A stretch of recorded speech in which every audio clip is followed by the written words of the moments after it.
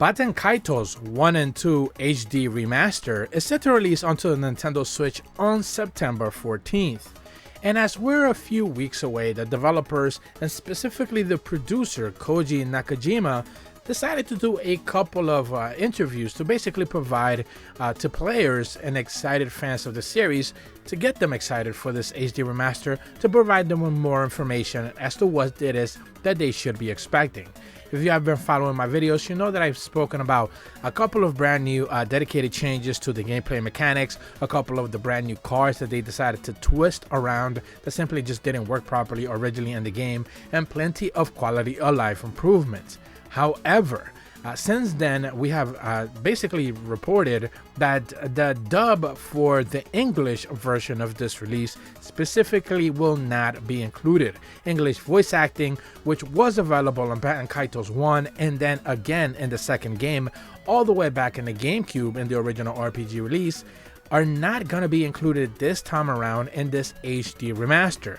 That has caused a little bit of a scuffle with the community, and they have been wondering exactly what is going on.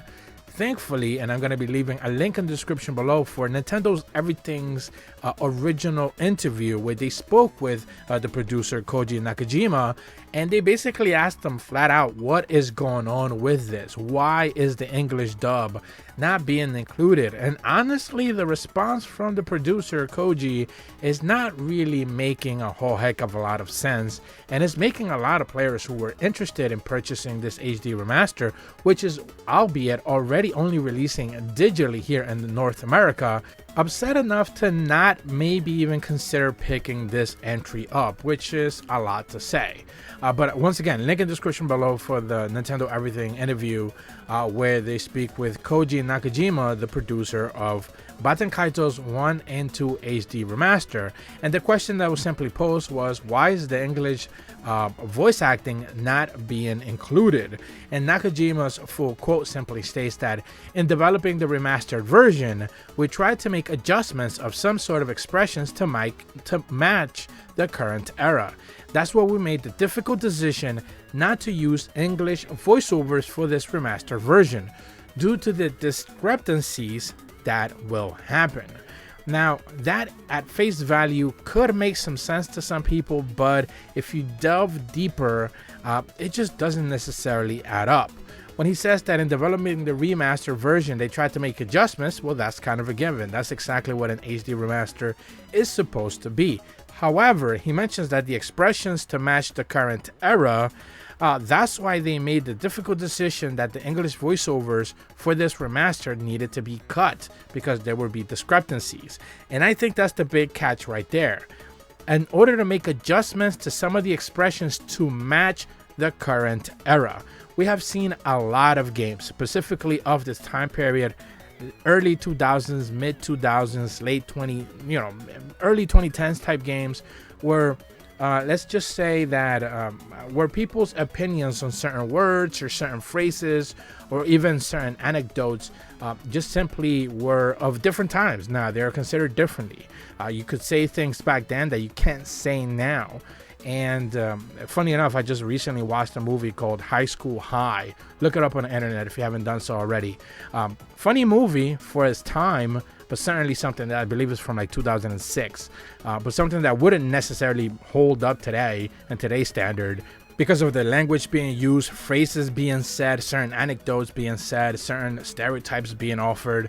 Again, you know, acceptable for the time, maybe even questionable at best, but now certainly you wouldn't have something like that being put on theaters. And I think in these type of situations, when it comes to video games, because they are, you know, something that they are remastering, they're not necessarily starting from scratch, you can certainly see why the developers would just simply decide to change the dialogue altogether, which is something that we'll most likely end up seeing, and a lot of people will call censorship. But ultimately what it is just the developers deciding to make this as inoffensive as possible, and presumably, you know, taking a risk with upsetting lesser people who are going to defend the fact that they wanted the original version as it was, instead of, you know, just taking the game at face value for what it is now, and perhaps a little bit out of its time. You know, whether in whichever state you land on, whichever side you're on, is a personal choice, a personal decision at the end of the day, but it certainly makes it a little bit more understandable if that is the reasoning. However, the developer here, producer Koji Nakajima, does not state that. He doesn't say that it's because of censorship. It's not because of the language being said. It's not because they're going to cut away text or anything like that, which again is going to be voiced in Japanese. So most people who are even playing the game in English are just going to hear the Japanese. They don't know what's being said.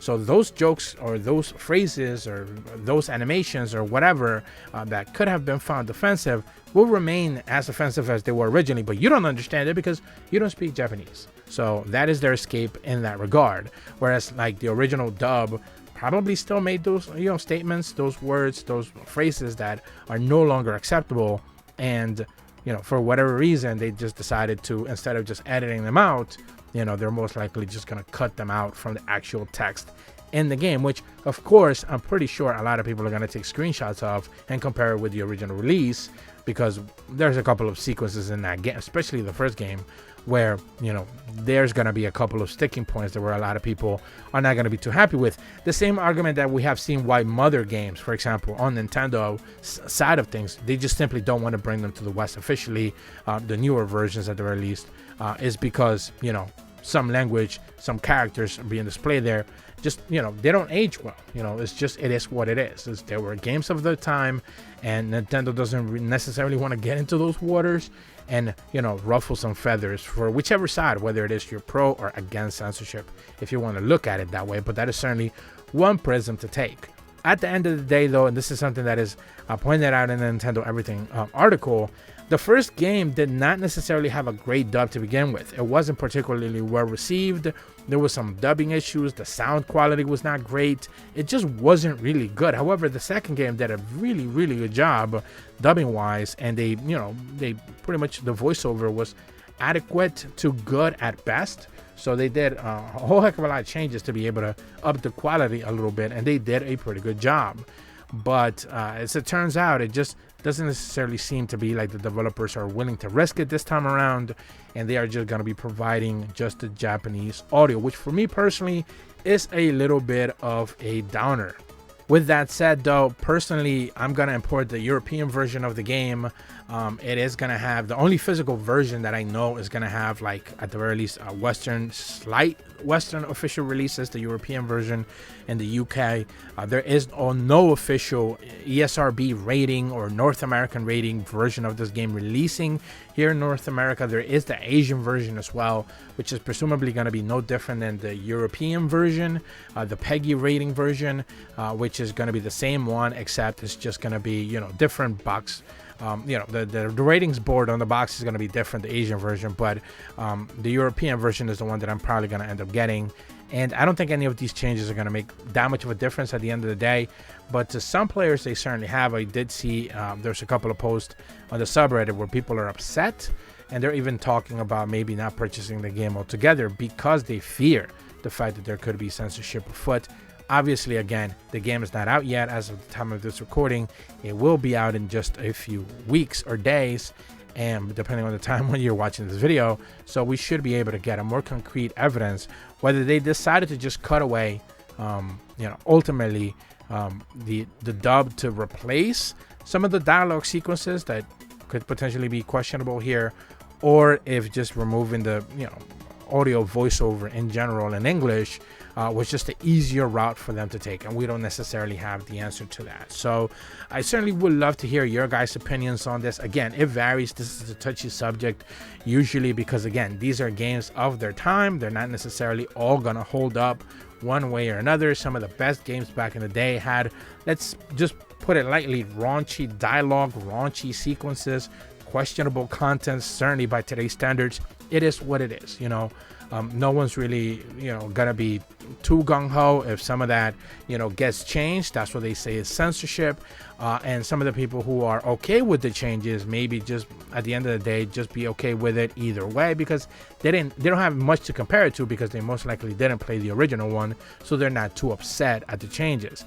Most people, presumably, though, specifically when it comes to such a niche game like this one, are going to be people who already played them at the very least once before, and they saw some of the original dialogue, some of the original sequences, and chances are that is what's going to get people riled up if that is the case. Link in the description below again for the Nintendo Everything article on this specific topic. Huge shout out to them for putting out the network and doing an interview with the producer, Koji Nakajima. If you're brand new to my channel though, be sure to leave a like and subscribe. Hit the bell to receive notifications when the videos go up. And as always, thank you so much for watching. See ya.